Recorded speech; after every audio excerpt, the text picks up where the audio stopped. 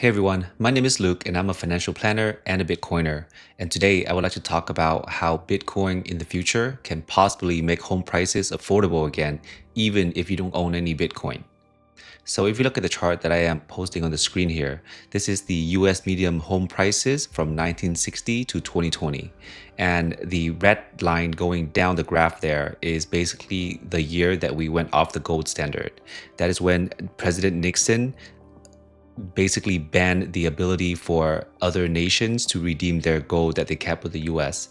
And if you take a look here, the slope for the home prices was basically somewhat flat with a little bit of a rise in the slope until basically 1970. And since then, we've been on a fiat standard with our US dollars, which means that it is not backed by anything. And the slope has gotten steeper and steeper as we move to the right. So why are home prices increasing much faster after 1971? If you're only watching sort of mainstream news, you would think that the reason why home prices are increasing so fast is due to population growth and is due to the constraint of supply to the demand of the people. But if you dive into the definition of money, maybe you like gold or you're into Bitcoin, you would see that there's another big factor that is contributing to the almost, I would say, exponential growth in home prices over the last couple of decades.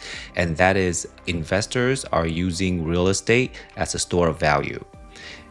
As our currency is not being backed by anything and there's no disciplinary rules to our currency, investors are using other scarce things, other scarce assets as a store of value for their time and energy.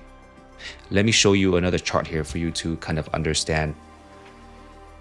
So this is a chart that is comparing the US nominal GDP growth to the total credit market debt owed after 1971.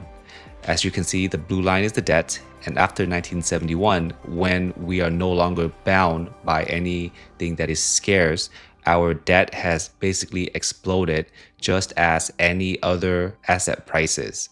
It's actually steeper than the growth of real estate.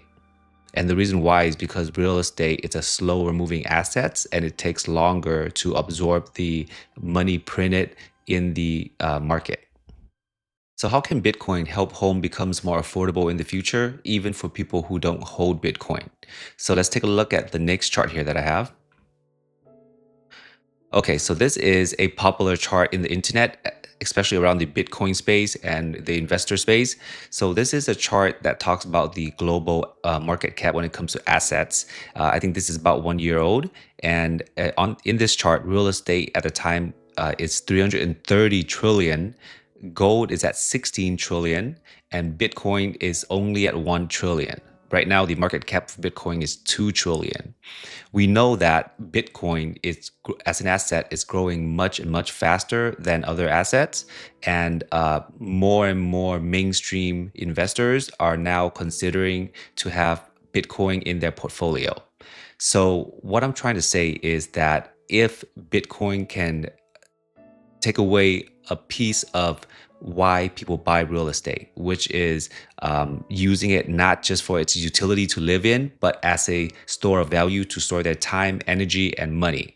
If Bitcoin is successful to take away a part of that meaning from real estate, it can slow down the growth in real estate prices.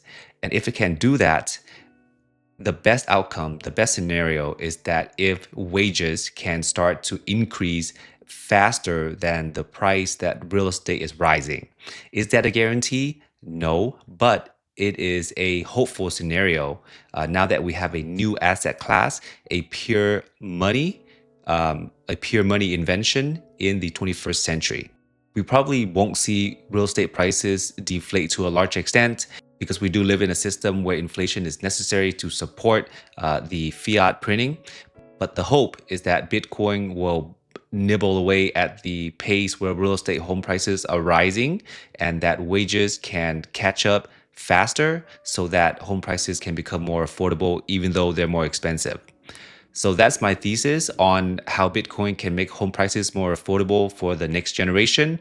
Please share your comments and your thoughts below. I'd like to read them. If you find this thoughts unique, please feel free to give me a like. I greatly appreciate it.